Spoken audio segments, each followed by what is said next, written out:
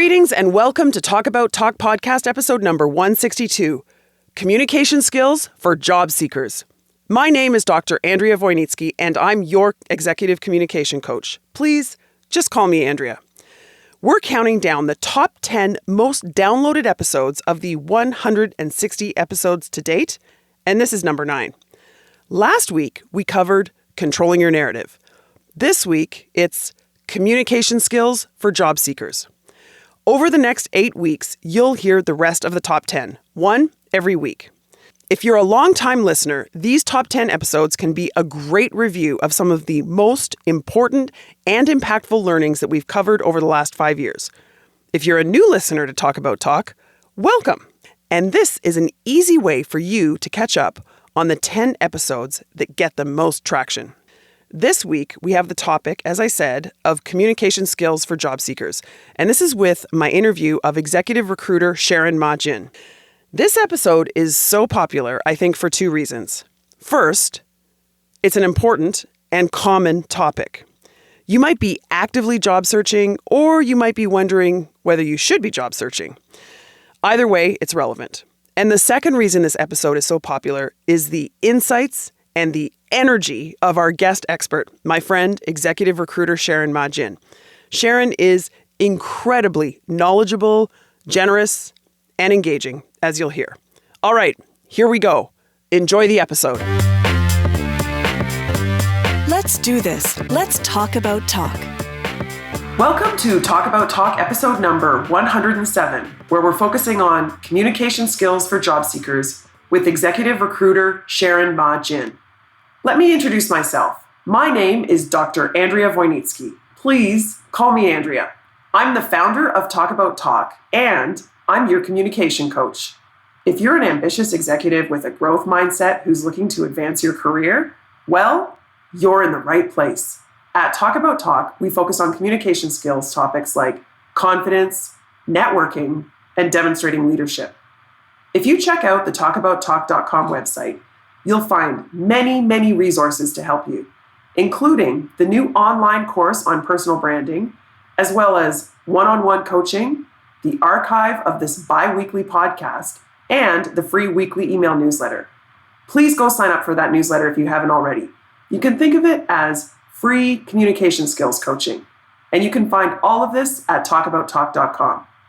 In this episode, you'll hear my conversation with executive recruiter Sharon Mah-Gin, where we discuss the various do's and don'ts to help you on your job searching journey. Keep listening for valuable insights from Sharon on things like how to kick off your job search, the most common mistakes that people make, how and when to leverage recruiters in your job search, and importantly, what exactly companies are looking for in job candidates. As always, you don't need to take notes because I do that for you. Just keep doing whatever you're doing. Are you doing housework? Going for a walk? Are you in the car? Well, you don't need to stop to take notes because I do that for you. At the end of the episode, I provide a summary of some of the most important points from our conversation. And if you go to the show notes, you'll also find the summary there. Okay, let me introduce Sharon Mah-Gin. This is Sharon's 3rd time on Talk About Talk. You can hear her in episodes 45 and 67, where in both episodes she shares her advice on networking. This is relevant for all of us, whether we're actively seeking a new job or not. If you go to the show notes for this episode, you'll find links to both of those episodes there. All right, Sharon Mah-Gin earned her commerce degree from Queen's, and she's a CPA and a CA. She worked in auditing and as a controller before switching into executive search in 1996 when she started at Korn Ferry International. She's now an independent executive recruiter, having successfully completed engagements in all functional areas, including sales, marketing, operations, HR, general management, and financial. Sharon has also served on several boards, and she's now working with the Ernst & Young Entrepreneur of the Year Awards program. To keep her out of trouble in her spare time, Sharon is an active skier, a hiker, and she's completed several half marathons. Yes, as you heard a minute ago, Sharon has a ton of energy, and it's infectious. Thank you, Sharon, for joining us here today to talk about communication skills for job seekers. Thank you so much. I'm delighted to be here today, Andrea. Although we've narrowed it down to the job seeking process, it's actually pretty broad, right? There's a lot of things that job seekers need to be thinking about. And so I thought, why don't we just attack this chronologically? What is the first thing that job seekers should do when they start their job search? Great way to approach it, Andrea. The number one thing that I always ask job seekers is, what is it that you're looking for? And then from there, what's your brand? What makes you different and unique to get to that end result? So you always start with, what do you want to be doing? What sorts of jobs are you looking for? Do you want to take a step back? Do you want to grow your career? Do you want to change your career? So start with that end goal or that dream or that vision, and then let's work backwards on how we brand and communicate that in order to achieve that dream, goal, or vision. Oh, you said the magic word, brand. But before we get into that, you said begin by thinking about what your goal or what your vision is. And so how can job seekers really think about what the goal or the vision is? So I'm going to really tailor my comments more to more senior level people versus It's very different conversation if we're talking with people who are just starting off their career, fresh out of university. True. So I'm going to really tailor it more towards that VP, C level, etc. When I say that end goal, for example, let's talk about a CFO search. I'm currently working on a CFO search. So if that CFO, is he sort of end of his career? Is he looking for that next step up role? Does he want to work part-time, global, etc.? So one of the ways to do this is that if you're sort of at that director VP, you want to sort of say, what's the next job I want to take me to that next level of growth? It might be getting global experience. It might be dealing with analysts. If you're maybe capital raising. So let's talk about that first. And then from there, what sorts of roles are we going to be looking for to help me get those skills? Okay. That makes sense. So you begin with the end in mind. I often coach people, and I try to do that myself, actually. Begin with the end in mind, and then you draw out your path. Is there a general sequence of tasks that job seekers should cover off? So you define what your end goal is. You think a little bit about your brand, which we'll talk about in a minute. But is there a sequence of an order of operations here in order to attain that dream job? Absolutely. At high level, it's that end goal, vision, dream. And then from there, it would be a matter of, okay, let's look at my current skill sets. And you can do that. This goes back to that whole branding. You can get feedback from your friends, from colleagues, etc. What do you see as my strong skill sets? What do you see as my areas of growth, etc. To get some feedback, to create that brand, which is so critical, because when you're going after that job, there are going to be many people maybe looking for that role. And you've got to really think about what makes you unique, what makes you different in terms of why should you be the one for that role? Yeah. Music to my ears, Sharon. As we say, unique is better than better, right? Correct. Absolutely. And I'm constantly saying that to potential candidates. Like, you're giving me motherhood. You're just giving me every CFO will tell me that they're a people leader or that I do external finance reporting. What makes you unique and what's relevant in this role? Yes. Music to my ears too, Andrea. Yeah. Thank you. Yeah, I know. We're beating to the same drum here. Okay, so then you start to formulate what your personal brand is. And then what do you do? Like, I feel like I'd be like, okay, I know what I want and I know who I am. Right. Now what? Okay. Should they be contacting you? Should they be updating their LinkedIn? Yes, absolutely. Order? So the number one thing I'm going to say is executive search firms, we're like, and if you go through outplacement firms, they'll tell you, we are 1% of your search strategy. The true way of finding that next role is another magical word for you and I, Andrea, is networking. Right. A lot of us in executive search room might do 20 or 30 searches a year. So think about that. It's only 20 or 30 people. So because we work at the senior level, you go through a board, they take a while. So number one, you absolutely should let search firms know because, you could be that lucky one person. But the real way from a job search is working your network. And that means getting out there. That means attending events. We did a great podcast on networking that people can listen to, Andrea, right? Yep. But again, it's just as a quick reminder, is getting out there to events. Events are happening. And that's where communicating your brand is going to be really important at these cocktail parties. Don't waste the opportunities. Sending out emails to your warm network. And don't, remember we talked about this, the subject line. Don't waste like looking for a job. It should be, CFO global, looking for, use that as your branding statement, right? And then with your pitch, your elevator pitch, for lack of a better word, again, in the format of an email, not as an attachment, because everybody reads those emails on their phone, and it's a pain in the butt if I have to open up to the cover letter and also the resume, right? That is a great point. Put it right into the email. Yes. Make it easy for people to help you. Whether it's the recruiter or, your network, the friend or the network or the acquaintance. And that, well, we can talk about pet peeves later, but that is one of my biggest pet peeves. Yes. Yeah, we love people that make things easy for us, right? I totally get that. I'm going to say it again. People generally are kind and generous and do want to help. True. But you have to make it easy for them. Like to state, I'm just looking for a job. Well, what does that mean? Yeah. And if you have target companies that you sit, and some companies I'm targeting are, IBM or Point Click Care or, that's even more helpful because then it helps people go, oh, I know somebody who works at those companies versus just saying healthcare. That's a great point. Yes. And again, I can't emphasize that. It's to say that I'm a CFO looking for my next role. What industry? Yeah. Yeah. Right. Yeah, you've defined your function. It's finance, but what about industry? Right. So if you can say I'm a global CFO with external capital raising, M&A experience, currently looking for my next role because I was just reorganized out. What I'm targeting are technology companies like Think Research or Point Click Care or whatever. Yeah. Much more impactful. I think you've just actually articulated a really nice template.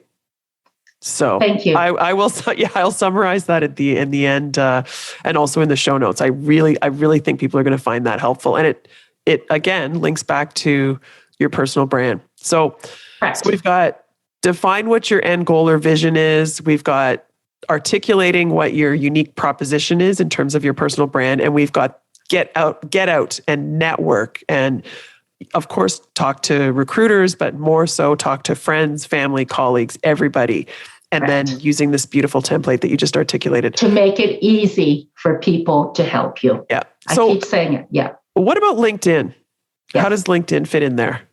Really critical. I would tell you that every single recruiter I know, whether it's in-house or external recruiters, they all go to LinkedIn at the very beginning to do a search, to sort of say, okay, if I'm looking for a board person or a C-level, whatever, almost guarantee you, everybody is using LinkedIn. So it's really important that you have it updated, that it's professional, that it's clear on your branding statement, and more importantly, that you have the right keywords so that you're found in the searches. Yes. Right? I had one incident where I had a candidate who's looking for digital marketing. And I said, let's look at your LinkedIn. Nowhere in your LinkedIn is the word digital marketing. Yeah. And she didn't realize it was like an aha moment. Yeah. Yeah. So I'm just going to be a little bit prescriptive here. I'm thinking if we were coaching this young woman, we would say, so you're not going to put it in your headline because you haven't done it yet. Right. But you could put it in your about section, like I am seeking this, right? Correct. Absolutely. We're not, if it is something you're aspiring to, then say that and use the words. Exactly. I am for my next role, or I am seeking. Absolutely. Because as you and I discussed, underneath their name, they're going to have the keywords of who they are, right? Like whether it be people that we've spoken with. We've done a really good job of that. And you've helped them a lot with that. So a couple of people have asked me this. I'm wondering if you have an opinion. Mm-hmm.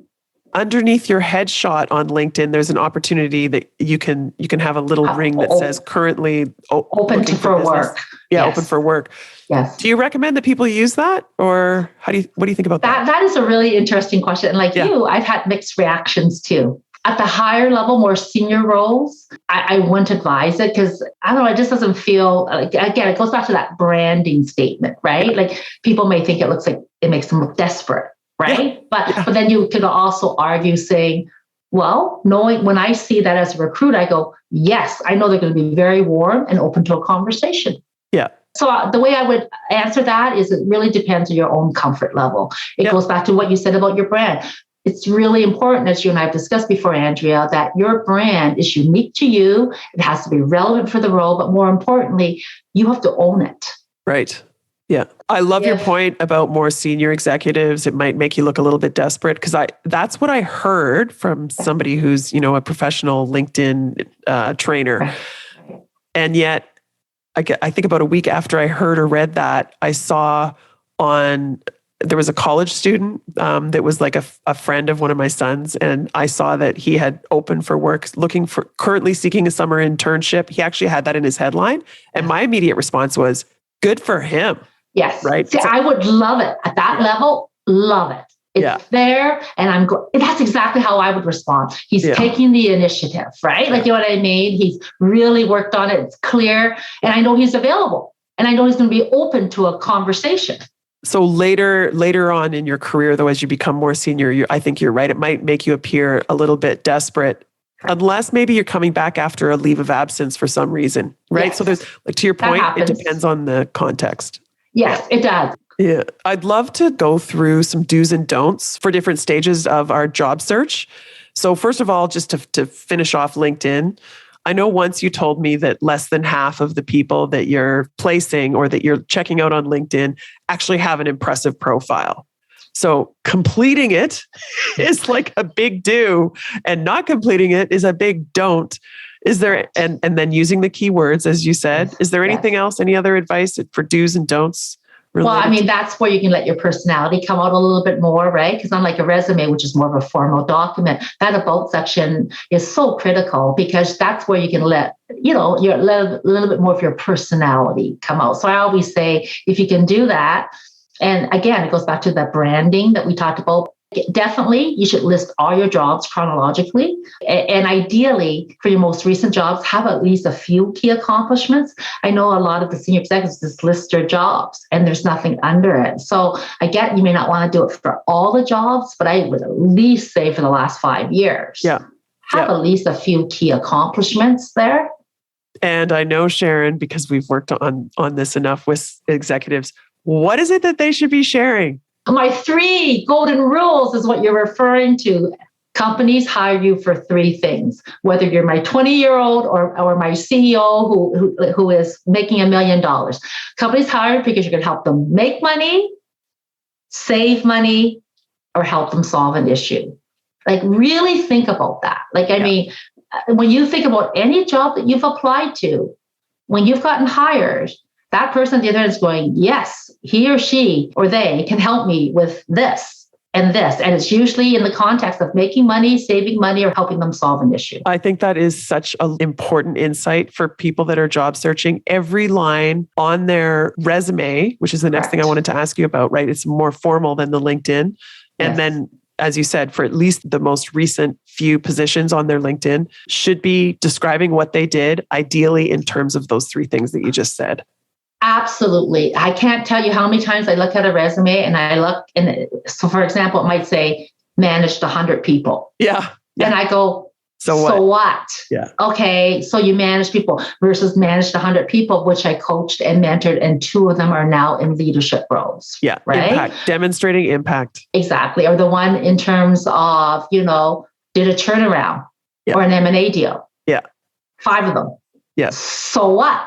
Be tough on yourself and say, so what, to every bullet point you have on your resume when it comes to key accomplishments, and finish the other half of that sentence. Again, it's about making money, saving money, helping solve an issue. Anything else in terms of the resume, do's and don'ts, maybe especially the biggest mistakes that you see people making with their resume? Yeah, absolutely. Too wordy, where all I see is a bunch of words and I'm just inundated. We don't like functional resumes. We prefer chronological resumes. Okay. When you have a functional resume, you've broken it down by your areas of attributes, you're making me work too hard. Yeah. To understand your background. Yeah. Most people like to start at the bottom where they go to school, any interesting hobbies. Like, ideally you want to put interesting hobbies. Otherwise you're just wasting words. Yeah. Like, where did you go to school? What was your first job? And those, you don't need a lot of facts if you've worked for 20, again, at the senior levels, the first three, just list them so that I can quickly go, okay, they graduated, they did this, I get it.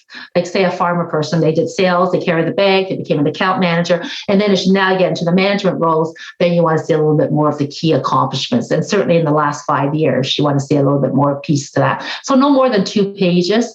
Less words is better than too many words. Yeah. Keep it tight. Yeah. Keep it concise. The human brain can only usually process 3 key thoughts. Otherwise, after that, they forget. They lose it.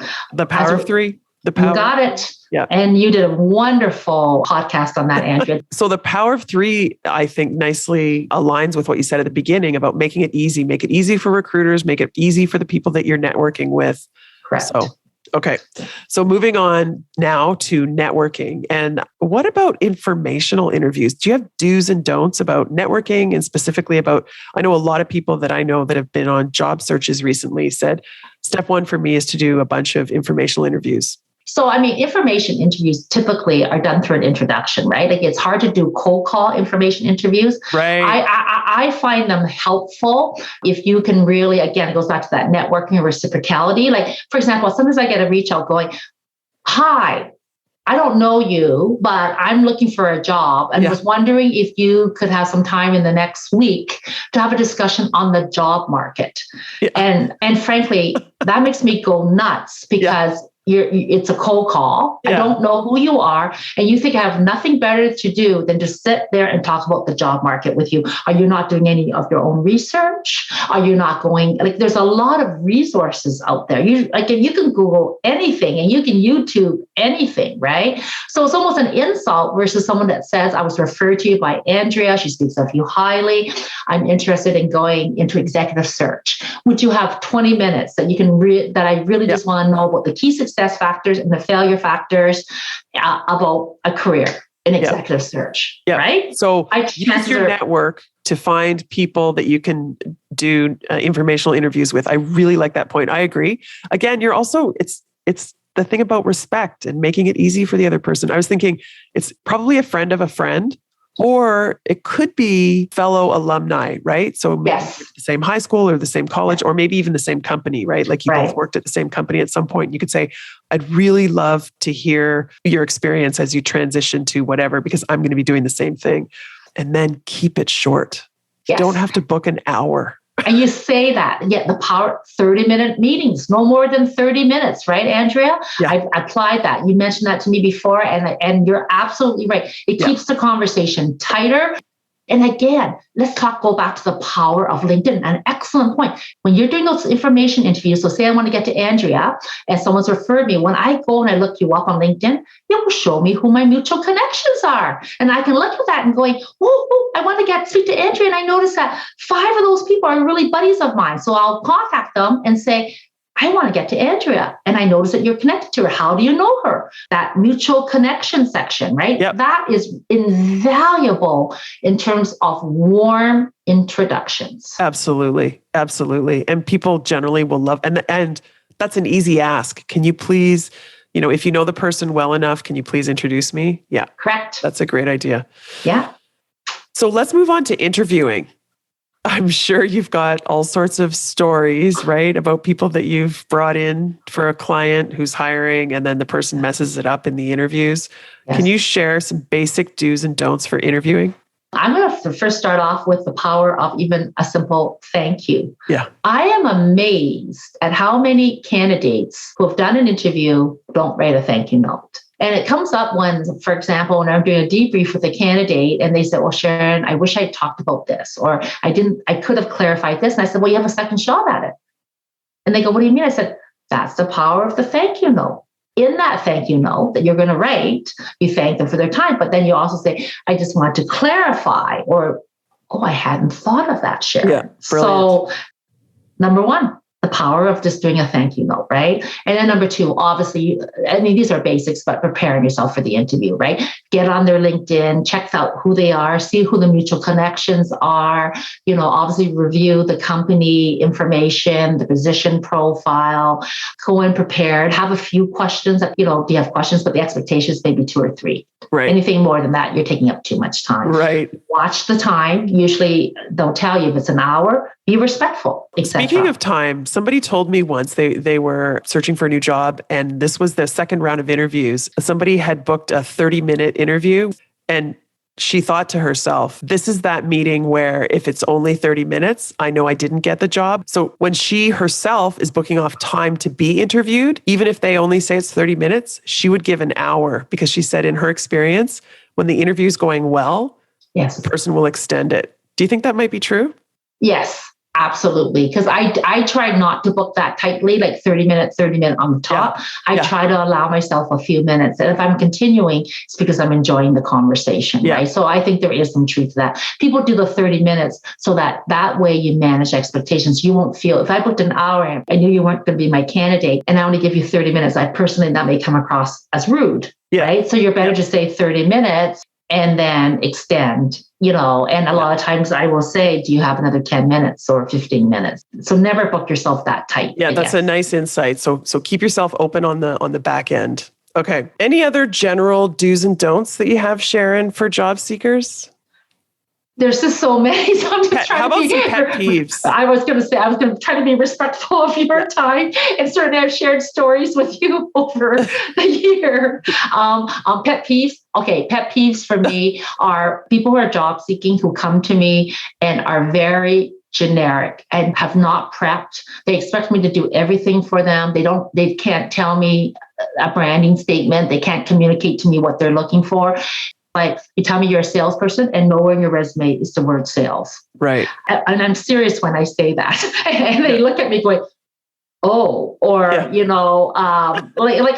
what's your brand statement? I'll say, motherhood. You're just giving me motherhood. I'm a salesperson. Okay, one more. What's your differentiator? Why are you different? Why should I hire you? How are you going to help me make money? If you don't have those answers when I'm meeting you for a job, shame on you. Yeah. Then you're just wasting my time and your own time. So Sharon, it sounds like you're saying that if the person hasn't developed and articulated their personal brand, they're making it really hard for themselves. They are. And you know what else? You only get one shot at it. And people are going to remember that. So you're at a cocktail, and as I often coach people, you're not clear on your brand. Here are some things for you to think about. And I would ask, don't go out to the market. Don't go attend any events, because people are going to ask, oh, I'm sorry to hear, but what are you looking for?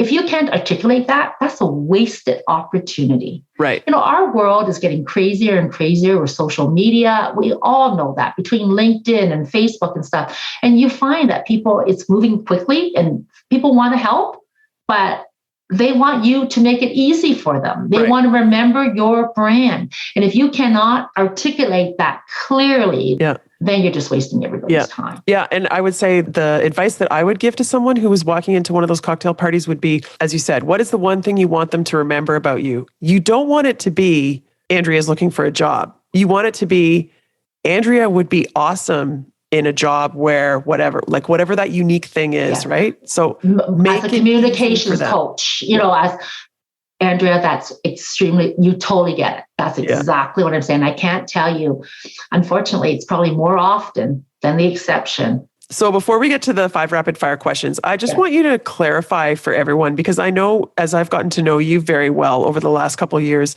it's become pretty crystal clear to me what the role is of executive recruiters in this process. But then I hear people talking about, I'm job seeking, so the first thing I'm going to do is reach out to a bunch of recruiters. And I'm like, So can you just share with the listeners how they should be thinking about the role of executive recruiters and maybe some do's and don'ts? And maybe there are different types of recruiters. Just give us a quick summary. Okay, again, I'm talking at the senior levels, okay? I'm talking about retained search. We are 1% of your search strategy. Your first thing that you should be thinking about is, what is my brand? And figure out where your end goal is. We are executive search firms, retained search firms are such a small piece. As I mentioned to you, a lot of us maybe do 20, 30 searches a year. So think about that from a numbers perspective, right? And what I've told people is your client as an executive recruiter is the firm. Correct. Not the people that are looking for a job. My clients pay me. So that's where they get confused, because contingency firms will shop your resume, right? Because they only get paid if you hire them. I'm paid on a retainer basis, like a trusted lawyer or an accountant. So I work for the client, not for the job seeker. Right. Okay. That's great to clarify that. Okay. All right. Are you ready for the 5 rapid fire questions, Sharon? I am. I always love this part. Okay. What are your pet peeves? Well, we talked about it earlier, but in terms of job search, I'm going to do it that way. People who forget to say thank you, people who are not clear on their branding, so they haven't prepped. Okay, next question. What type of learner are you? Definitely visual. Absolutely love seeing photos. And you're such a wonderful and beautiful artist, Andrea. So I'm always admiring your artwork and your colors and stuff. Definitely. Okay, visual. and your check is in the mail, Sharon. Okay. Question number 3. Introvert or extrovert? There's a big question. A big extrovert with a big E, and I get my energy and joy out of people and meeting new people and old friends, etc. Yeah, ditto. Okay. Question number 4. Communication preference for personal conversations. Depends on the relationship, but I am loving Zoom these days because I've really adjusted, and part of it is I really feel now very comfortable with it, and I can really feel the emotions, etc. And if you think about it from an executive search, I've had the best fiscal year I've had in a lot, in my search career in the last 2 years. Yep. And everything has been done on Zoom, which means I've successfully closed all my searches, which means that I can obviously assess people very well on Zoom or on video. So therefore, I really love that from a business, but certainly on personal relationships, I love the in-person. Okay. Last rapid fire question. Is there a podcast or a blog or an email newsletter that you find yourself recommending the most lately? I'm constantly recommending yours, Andrea. You really actually helped me a lot with job seekers. And then the other podcast that I've really enjoyed recently is the Jay Shetty one, because what I found is that he really ties in both the spiritual and the business side. So I've really enjoyed listening to that. Okay. I'll leave a link to those in the show notes. And that's great. Thank you for referring all the people to Talk About Talk, Sharon. Yes. Believe me, I think you're helping me. And I don't have to repeat myself. It's almost a standard part of my courtesy interviews, to be frank with you. Oh, I any appreciate job seeker. That. Yeah. Yes. Is there anything else you want to add in terms of communication skills for job seekers? Things that will help them. Absolutely. Number 1, attitude. Be positive. If you do the work, I can almost guarantee you will find a job. And obviously, how are you different and positive and unique and relevant for that role? And how do you make money, save money, and how do you solve the problem? Brilliant. You just wrote the summary for this podcast episode. Thank you. Thank you very so welcome. much, Sharon. I know you're going to help many, many job seekers. Thank you so much. My absolute pleasure. Thank you so much. Take care. Sharon, you're awesome. Thank you. Now, as promised, I'm going to briefly summarize our conversation to identify some of the main learnings. I went through the transcript for us and I pulled out 3 things to emphasize. The first, where to start. 3 things to do when you kick off your job search. The second is 1 general piece of advice to always keep in mind when you're networking and interviewing. And the third thing is what employers are looking for with job candidates. Okay, first, you're kicking off your job search. What do? Number 1, according to Sharon, is develop your unique personal brand. Music to my ears. She talks about the significance of articulating your superpower, what makes you remarkable, and what makes you unique. The second thing to do is to identify exactly what you want. Is it a change of culture? Is it more or maybe less responsibility? Is it a change of discipline or in industry? What exactly are you looking for? You need to know this. And then the third thing in terms of kicking off your job search is to update and optimize your LinkedIn profile. Prospective employers will go to LinkedIn first. So Let your personality show through in your LinkedIn profile. This is less formal than a resume. And ensure the appropriate keywords are there. Be discoverable. Sharon talked about how the open for work headshot frame is effective for more junior people, but perhaps not for senior leaders. And if you're seeking a change, you might want to mention it in your LinkedIn headline and or in the About section.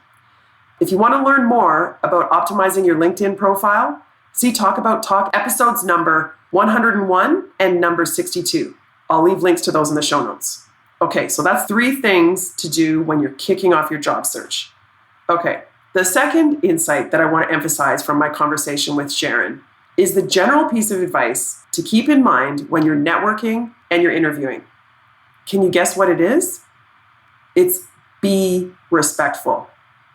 This was a common theme in our conversation. Being respectful, as in being generous, being a giver, not a taker. Being respectful, as in being prepared, even for informational interviews. As Sharon says, you can Google anything. Don't waste people's time. Being respectful, as in always saying thank you and following up with at least a thank you email. The thank you note is your second chance to emphasize something important. That's a great insight. Being respectful means making it easy for people to help you. Sharon highlighted, for example, how you should reduce clicks and avoid attachments. If possible, put whatever you're asking for advice on right in the body of your email. And also, make it easy for people by being specific about the type of job you're looking for or about what they can do for you. Okay, and lastly, in terms of being respectful, Sharon says, keep it concise. Chronological resumes are much easier to understand and to read than a functional resume.